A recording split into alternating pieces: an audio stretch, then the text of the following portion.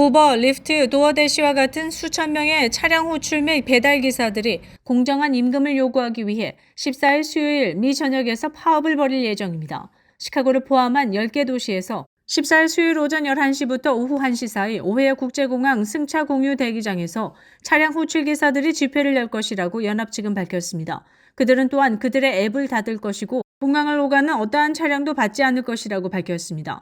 연합은 또 성명을 통해 우리는 단지 생계를 유지하기 위해 일주일에 80시간을 일하는 것에 지쳤고 우리의 안전을 위해 끊임없이 겁을 먹고 버튼 클릭으로 비활성화될 것을 걱정하는 것에 지쳤다고 말했습니다. 우버와 리프트사는 논평 요청에 즉시 응답하지 않았습니다.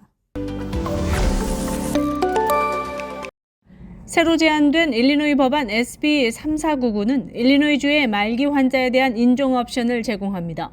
만약 일리노이주에서 새로 도입된 법안이 통과된다면 일리노이는 미국에서 소위 죽을 권리를 갖게 되는 가장 최근의 주가 될 것으로 보입니다. 제안된 법안은 일리노이주의 말기 환자법에 대한 인정 옵션을 만든 것입니다. 법안에 따르면 자격을 갖춘 불치병 환자는 의사에게 환자가 평화로운 방식으로 생을 마감할 수 있도록 하는 임종보조제를 처방해달라고 요청할 수 있습니다. 요구사항에는 자격을 갖춘 의사에게 5일 이내에 2번의 구두 요청과 1번의 서면 요청을 해야 하는 환자가 포함됩니다. 환자는 호스피스 및 완화치료와 같은 임종약물 이외에 다른 옵션에 대해 알려야 하며 의료 전문가는 임종지원 치료에 참여할 필요가 없습니다. 또한 18세 이상 말기 진단을 받고 예후가 6개월 미만인 일리노이주 거주자, 의사가 판단하는 사항 등 환자가 처방에 적격하다고 간주되는 일련의 요건을 갖춰야 합니다. 이 법안은 9일 상원 다수당 부대표 린다 홈스에 의해 제출됐습니다. 홈스는 성명을 통해 말기 질환을 앓고 있는 일리노이 주민들은 의료 지원을 통해 온화한 죽음을 선택할 수 있어야 하며 의사 및 사랑하는 사람들과 상의해 개인적 결정을 내릴 수 있는 법적 권리를 가져야 한다고 강조했습니다. 나는 이 법안을 후원하게 된 것을 자랑스럽게 생각하며 내 동료 모두가 이 자비로운 법안을 지지하는 데 동참해 주길 바란다고 덧붙였습니다. 이 법안은 미국 시민자유연맹 ACLU를 포함한 여러 옹호단체로부터 호평을 받고 있습니다.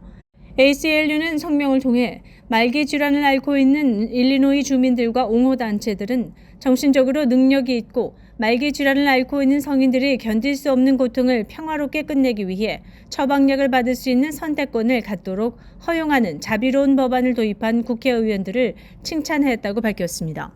말기 환자를 위한 임종 선택법을 지지하는 일리노이 주민들은 의회가 올해 봄 회기 동안 이 법안을 통과시킬 것을 촉구하고 있습니다. 통과되면 일리노이주는 미국에서 11번째로 소위 죽을 권리가 있는 주가 되며 다른 10개 주가 이미 유사한 법안을 갖고 있습니다. 해당 주에는 캘리포니아, 콜로라도, 하와이, 메인, 몬태나, 뉴멕시코, 뉴저지, 오리건, 버몬트, 워싱턴과 워싱턴 DC가 포함됩니다. 1월 미국의 소비자 물가 상승률이 전년 동기 대비 3%대 초반 수준으로 둔화했습니다. 다만 주거비가 물가 상승률 둔화세에 발목을 잡으면서 소비자 물가 상승률이 2%대로 떨어졌을 것이란 전문가의 예상은 엇나갔습니다. 노동부는 1월 미국 소비자 물가 지수 CPI가 전년 동월 대비 3.1% 상승했다고 13일 밝혔습니다. 한 달 전인 작년 12월 소비자 물가 상승률 대비 둔화했지만 미 월스트리트저널이 집계한 전문가 예상치는 웃돌았습니다. 미 소비자 물가 상승률은 2022년 6월 9.1%를 고점으로 기록한 뒤 둔화 추세를 나타내다가 작년 6월 이후 3%대 초중반에서 등락을 거듭하고 있습니다. 전월 대비로는 0.3% 상승해 작년 12월 상승률 대비 반등했고 전문가 예상치 역시 웃돌았습니다. 변동성이 큰 에너지, 식품을 제외한 근원 CPI도 전년 동월 대비 3.9% 올라 작년 12월 상승률과 같았지만 전문가 예상치를 웃돌았습니다.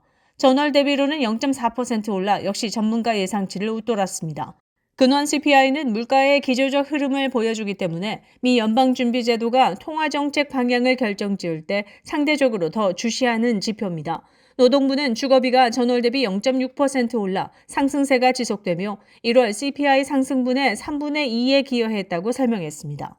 주거비는 CPI 가중치의 35%를 차지해 CPI 산정에 큰 영향을 미칩니다. 최근 미국 내 임대료 상승률이 둔화하고 있지만 CPI 산정 특성상 최근 임대료 하락분이 반영돼 시차가 존재하는 것으로 전문가들은 보고 있습니다. 1월 CPI 상승률 반등은 연준의 조기 금리 인하 기대감이 더욱 약화되는데 기여할 것으로 전망됩니다. 윈티비 뉴스투데이입니다. 한인 여행객들도 많이 이용하는 뉴욕의 지하철역에서 대낮에 싸움이 발단이 돼 총기 난사 사건이 발생해 1명이 숨지고 5명이 부상당했습니다. 뉴욕 경찰국에 따르면 현지 시간 12일 오후 4시 30분경 뉴욕 지하철 4호선이 지나는 브롱스 지역 마운트 이든역 북쪽 방면 승강장에서 열차를 기다리던 승객 6명이 총에 맞았다고 CNN과 WABC 등이 일제히 보도했습니다. 목격자들에 따르면 전철역에 열차가 도착하고 문이 열리자 붉은 자켓과 스키 마스크를 착용한 용의자가 플랫폼에 서 있던 이용객들에게 갑자기 총격을 가한 뒤 현장에서 도주했습니다. 총격을 받은 14세 소녀, 15세 소년, 28세 남성과 29세 여성 및 71세 남성은 부상을 입었지만 생명에는 지장이 없는 것으로 전해졌습니다. 마이클 캠퍼 뉴욕 교통국장은 이번 총격 사건은 불특정 다수를 대상으로 발생한 것이 아니라며 10대 청소년들로 구성된 두 그룹의 분쟁이 총격의 원인이라고 전했습니다. 경찰은 총격을 당한 피해자들 중 일부는 분쟁과 연관이 있다고 밝히며 34세 피해자가 분쟁에 관련이 있었는지 아니면 무고한 시민인지 조사 중이라고 말했습니다. 경찰은 도주한 용의자의 신원 파악에 나서고 있으며 사건을 목격한 시민들의 제보를 당부했습니다. 윈티비 뉴스투데이입니다. 구글이 메일과 사진 등의 저장 공간을 제공하는 요금제 서비스 구글 원 구독자가 1억 명을 돌파했습니다.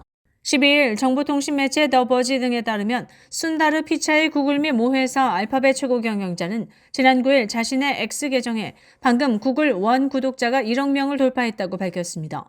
구글 원은 지메일과 구글 드라이브, 포토 등의 저장 공간을 제공하는 구독 서비스로 제공 용량에 따라 월 1달러 99센트부터 요금이 부과됩니다. 구글은 지난 7일에는 월 19달러 99센트의 AI 프리미엄 플랜도 출시했습니다. 이미 기존 프리미엄 플랜과 같이 2TB의 용량을 제공하는 것에 더해 구글이 최근 출시한 AI 챗봇 제미나이 어드밴스드를 이용할 수 있습니다. 이 챗봇에는 구글의 최신 AI 모델인 제미나이 울트라 1.0이 탑재됐습니다. 피차이 CEO는 제미니 어드밴스드, 지메일, 닥스 플러스 등 AI 기능을 제공하는 새로운 AI 프리미엄 플랜으로 이 모멘텀을 이어가기를 기대한다고 덧붙였습니다. 윈티비 뉴스투데이입니다. LA 지역에서 한인이 운영하는 양로병원과 실버타운 등 양로시설들이 한인들만 입주시키고 비한인은 차별한다는 이유로 무더기로 소송을 당해 관련 업계가 긴장하고 있습니다. 한인 운영 양로시설들은 상당수가 실제로 입주자들 중 한인들이 대다수를 차지하고 있고 식사로 한식을 제공하는 등 한인들에게 편의를 제공하고 있는데 이를 문제 삼은 비영리기관이 한인들만 입주시키는 것은 연방공정고용주택법을 위반하는 차별이자 민권 침해라고 주장하며 연방법원에 소송을 제기한 것입니다. 연방법원 자료에 따르면 자신들을 시민권익단체라고 밝힌 남가주 공정주택연맹은 히스패닉계 LA 카운티 주민인 제나이다 모이카와 그의 딸 리디아 모이카와 함께 LA 지역 한인 운영 양로시설 4곳을 상대로 민권소송을 지난 9일 연방법원 캘리포니아 센트럴 지법에 제기했습니다. 이들이 소장에서 명시한 시설들은 LA 써니힐스 양로호텔을 운영하는 스파크 패밀리 오퍼레이션과 한인타운 지역의 가든 실버타운 양로호텔을 운영하는 베러 투마로우 케어, 무궁화 실버타운 양로호텔을 운영하는 SM 헬스케어 등으로 원고 측은 이들 양로시설에서 한인이 아닌 경우 입주를 거부함으로써 잠재적 입주자들을 인종, 피부색, 국적을 이유로 차별한다고 주장했습니다. 원고 측은 이들 양로시설에 실제 입주 문의를 한 결과 해당 시설 관계자들이 비한인에게는 우리 시설은 한인만 입주를 받고 한인만 있는 시설로 유지되길 선호한다는 입장을 밝히면서 다른 요양시설을 안내해준다고 주장하며 공정고용주택법 위반에 따른 손해배상과 시정명령 등을 요구했습니다. 그러나 이러한 주장에 대해 해당 양로시설들은 모두 사실이 아니고 오해에 따른 억지소송이라며 강력히 반발하고 있습니다. 윈티비 뉴스투데이입니다.